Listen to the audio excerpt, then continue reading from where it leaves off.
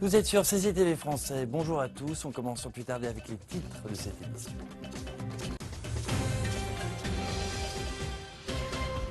Le président chinois Xi Jinping est de retour en Chine après un voyage qu'il a mené de Paris jusqu'en Afrique du Sud.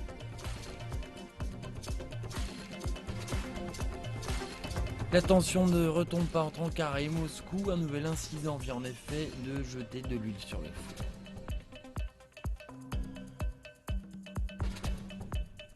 Les Vénézuéliens élisent leurs députés dans un contexte de crise économique qui pourrait servir l'opposition.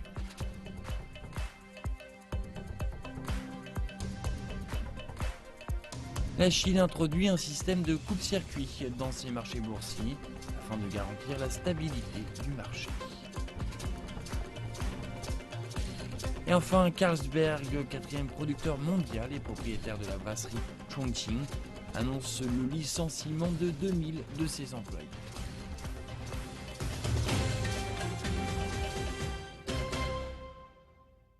À la une de cette édition, le président chinois Xi Jinping est arrivé dimanche à Beijing, après un voyage qu'il a mené de Paris jusqu'en Afrique du Sud. Samedi, le président Xi Jinping a quitté Johannesburg après la fin du sommet Chine-Afrique. Xi Jinping et son épouse Peng Liyuan ont été raccompagnés à l'aéroport par le ministre des Affaires étrangères sud-africain et par d'autres représentants du gouvernement. Au cours des 7 derniers jours, Xi Jinping a participé à la conférence de l'ONU sur le changement climatique à Paris, puis il s'est rendu en Afrique pour des visites d'État au Zimbabwe et en Afrique du Sud. Il a également participé à un sommet à Johannesburg sur la coopération entre la Chine et l'Afrique. Au cours de ces visites, le président chinois a rencontré des dirigeants de plus de 50 pays et organisations régionales et a donné des discours de grande importance, exprimant ainsi la volonté chinoise d'être au rendez-vous des défis globaux avec les autres pays de la planète et de promouvoir un développement commun. Le 5 décembre 2015, le ministre chinois des Affaires étrangères Wang Yi et la ministre sud-africaine des Relations internationales et de la coopération Maïté Nkoana Mashabane ont participé à une conférence de presse conjointe après la clôture du sommet de Johannesburg lors du forum sur la coopération Chine-Afrique en Afrique du Sud. S'exprimant à propos du choix de la croissance industrielle en tant que l'un des aspects clés de la nouvelle relation économique entre la Chine et l'Afrique, le ministre chinois des Affaires étrangères Wang Yi a indiqué que la Chine avait contribué en partie à la croissance de l'Afrique. Afin que l'Afrique rejoigne la communauté des pays développés, il faudrait favoriser sa propre capacité de développement industriel et économique indépendant.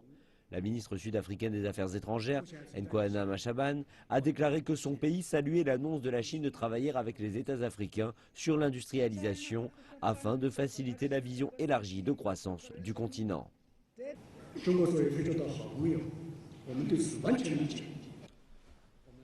En tant que pays ami, la Chine comprend et soutient le souhait de l'Afrique d'accélérer son industrialisation.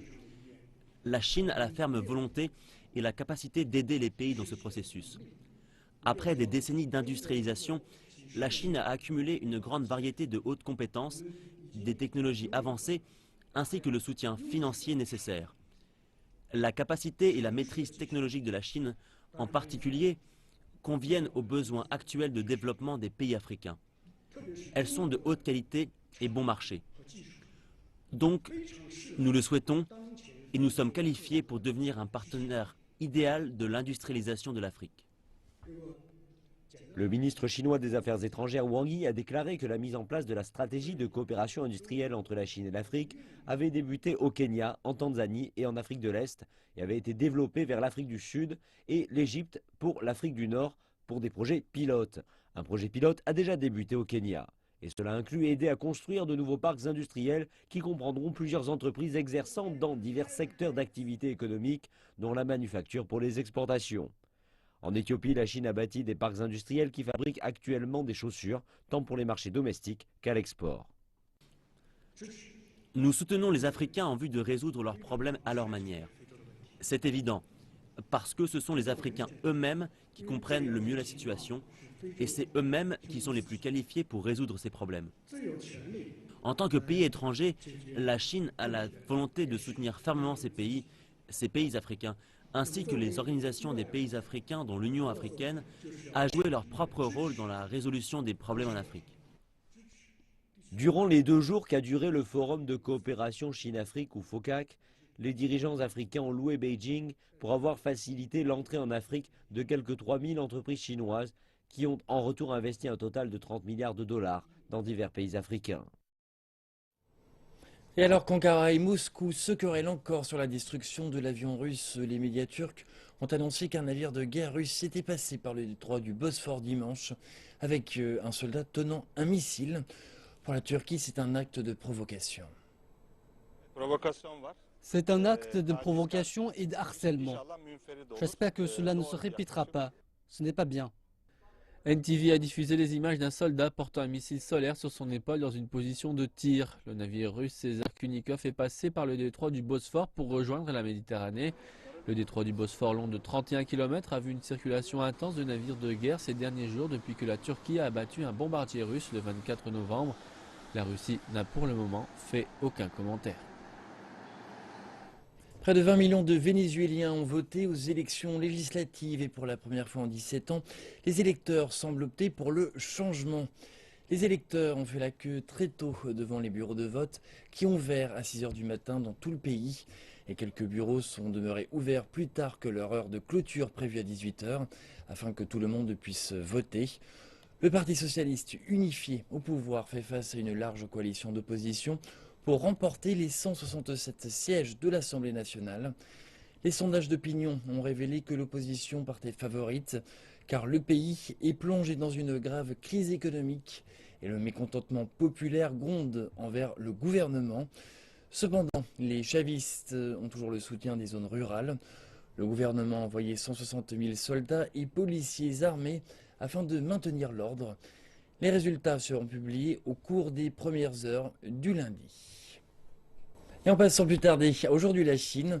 Bonjour Zhao Zhejing. Bonjour Yves. Eh bien, que nous réserve cette deuxième partie d'édition, s'il vous plaît? Nous ouvrons cette partie avec la météo en Chine qui n'est sans doute pas très agréable à ce moment-là.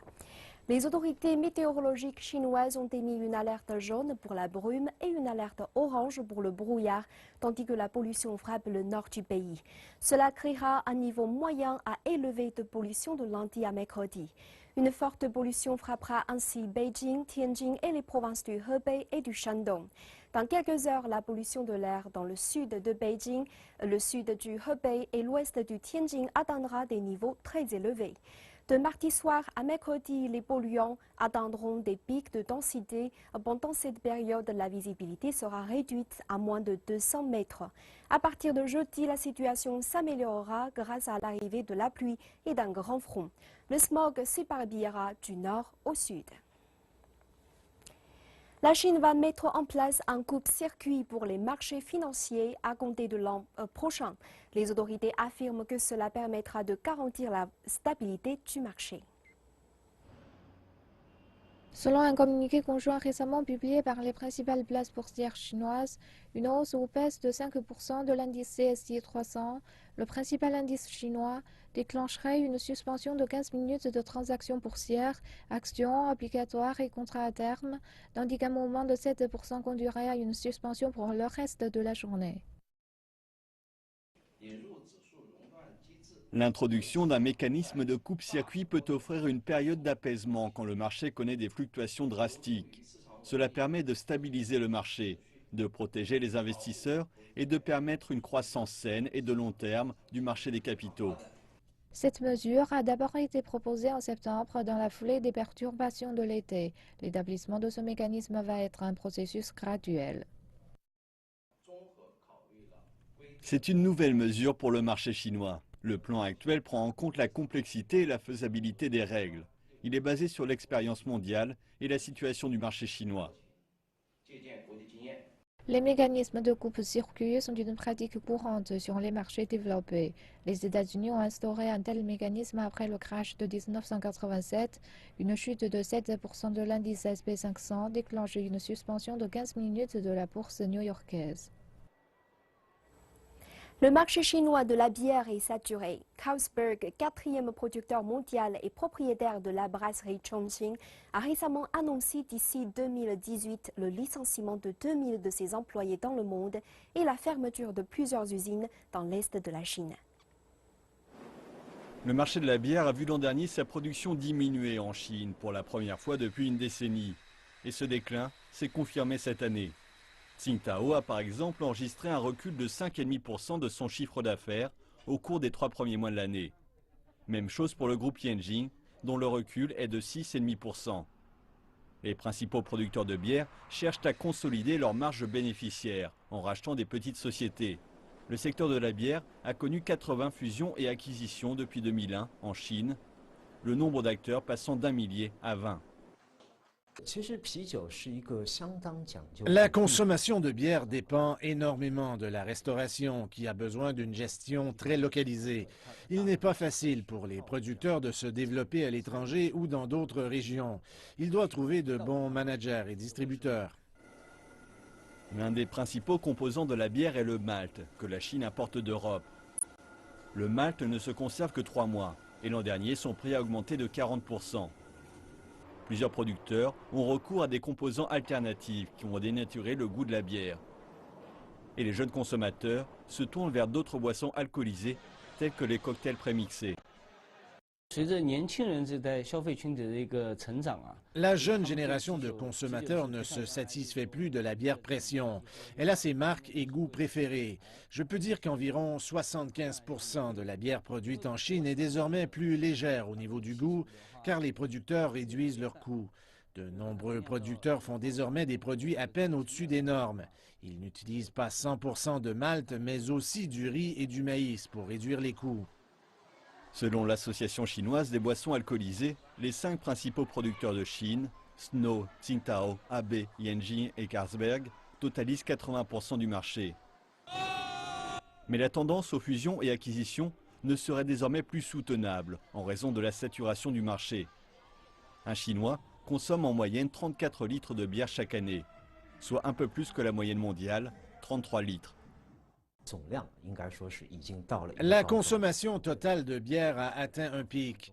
L'avenir est à la stabilisation de ce pic et à la prévention de chutes substantielles. Au final, ce que les producteurs doivent faire est d'améliorer leurs produits pour offrir une meilleure expérience aux consommateurs. C'est la clé du succès. L'an dernier, la Chine a vendu 50 milliards de litres de bière, soit 26% du total mondial. On estime à 8% la diminution du chiffre d'affaires du marché chinois de la bière d'ici la fin de l'année. Le programme de protection des forêts naturelles que la Chine met en place progresse. L'abattage commercial dans les forêts naturelles sera définitivement interdit d'ici 2017. Il s'agit d'un engagement fort de la Chine envers la production des poumons de la planète. Toutefois, les sociétés forestières vont devoir s'adapter pour survivre à cette interdiction. Le groupe forestier du mont Changbai s'y adèle comme nous allons le découvrir en images.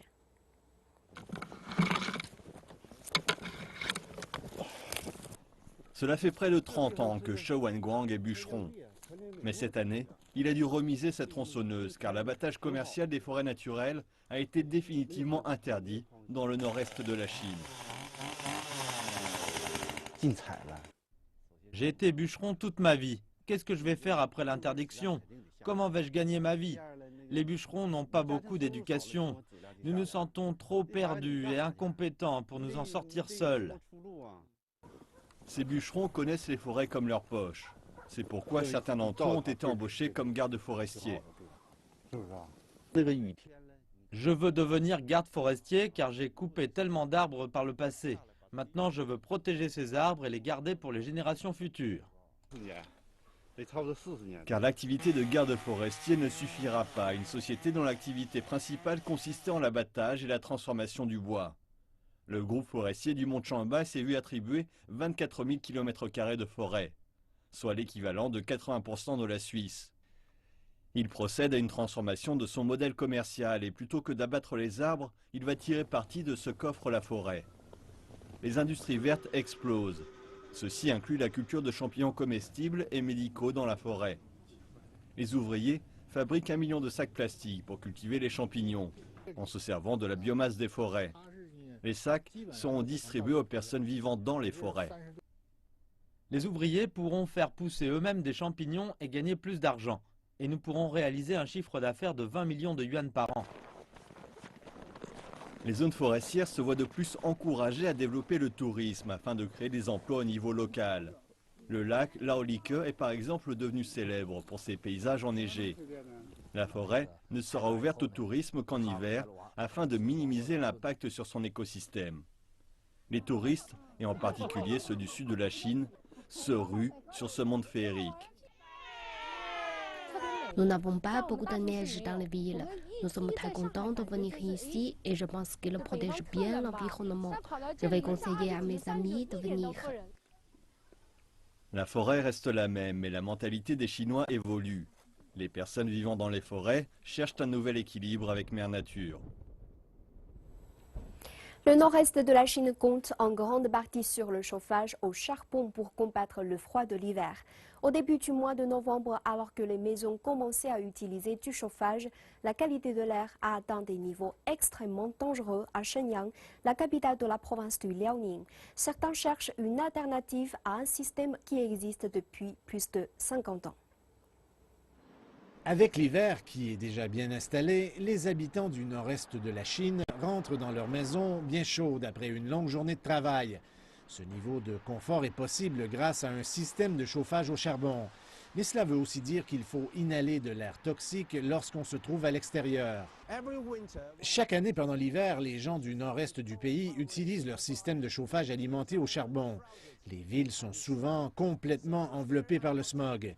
Mais existe-t-il une alternative au charbon? Et si c'est le cas, est-ce que cela est viable économiquement? Voici un immeuble résidentiel typique dans le nord-est de la Chine. La chaleur provient d'une chaudière alimentée au charbon. Plus la maison est chaude, plus il y a de particules polluantes dans l'air. L'utilisation de l'électricité est une solution. Un groupe d'écologistes à Shenyang a remplacé la vieille chaudière à cette station. L'investissement initial qui ne compte pas les coûts d'entretien, l'usure et le remplacement de l'équipement s'élève à environ 200 yuan par mètre carré par ménage. Un mois après le début du projet, les données montrent que la qualité de l'air de la zone s'est améliorée de façon importante. Même si 200 yuan ou 31 $ américains ne semblent pas être une grosse somme, essayez de multiplier par 270 millions de mètres carrés le total de la superficie occupée par les ménages de Shenyang. Si on remplace le charbon par l'électricité, les gens vont devoir payer 2 fois plus cher qu'à l'heure actuelle. Et la plupart des gens ne peuvent pas se le permettre. Wang Qinglin est conseiller provincial et a soumis plusieurs propositions en lien avec ce projet.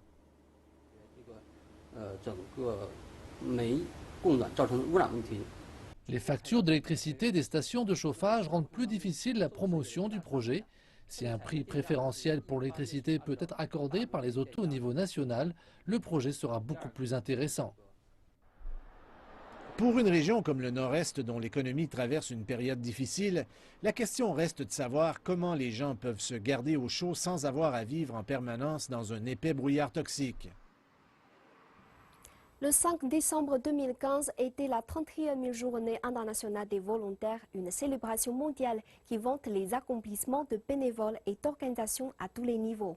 Pour marquer l'occasion, certains étudiants étrangers de Shanghai se sont rendus en banlieue de la ville, dans un centre de soins pour s'occuper de personnes âgées. Orlando Mayugi, 19 ans, vient du Burundi et étudie le mandarin à l'université d'Onghua. Il est bénévole actif depuis quelques années. Cela l'a amené à enseigner à des enfants de zones rurales et à s'impliquer dans des activités environnementales. Ce matin, il a passé du temps dans une maison de repos à aider des personnes âgées qui y résident et qui y bénéficient d'un suivi médical. Orlando Mayugi a avoué être très excité par sa rencontre avec le plus vieux couple de Shanghai, constitué de Su Yunxiang, 103 ans, et de Zhao Tamei, 104 ans. Je suis très content car c'était la première fois que je rencontrais des centenaires. C'était super. Quand ils se parlent, vous ressentez quelque chose, même si vous ne comprenez pas ce qu'ils disent. Vous ressentez quelque chose de profond. C'est ce qui est le plus important.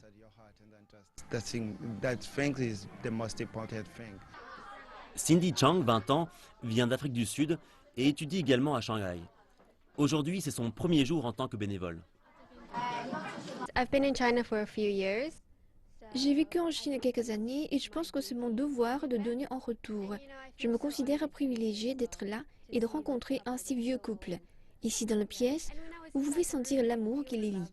Je n'ai jamais ressenti ça auparavant. Je me donnais derrière eux et il parlait à son épouse. C'était si chaleureux. Des médecins se sont portés volontaires pour proposer des examens oculaires et sanguins aux 200 résidents de la maison de repos. Les médecins disent que la cataracte apparaît chez 80 à 90% des personnes de plus de 80 ans. Ils rappellent qu'un traitement adéquat peut éviter à 90% des patients souffrant d'une cataracte de devenir aveugles. C'est pourquoi un suivi rigoureux des patients et de l'équipement est très important. C'est une tâche à long terme pour nous, pas seulement lors de la Journée internationale des volontaires. Nous travaillons avec des maisons de repos et des communautés pour assurer un suivi des personnes âgées et particulièrement pour celles qui ont dépassé les 80 ans. Shanghai compte plus de 1,5 million de bénévoles enregistrés et impliqués dans 15 000 organisations. Les autorités locales disent qu'elles réfléchissent à de nouveaux moyens de récompenser les bénévoles. Par exemple, en leur proposant une meilleure couverture sociale qui inclurait des examens médicaux, l'hospitalisation, une assistance juridique et une assurance. Et voilà, c'est la fin de cette partie. Et maintenant, retour au plateau avec Yves Mouillet. Yves, c'est à vous. Bien, merci pour l'ensemble de ces éclaircissements.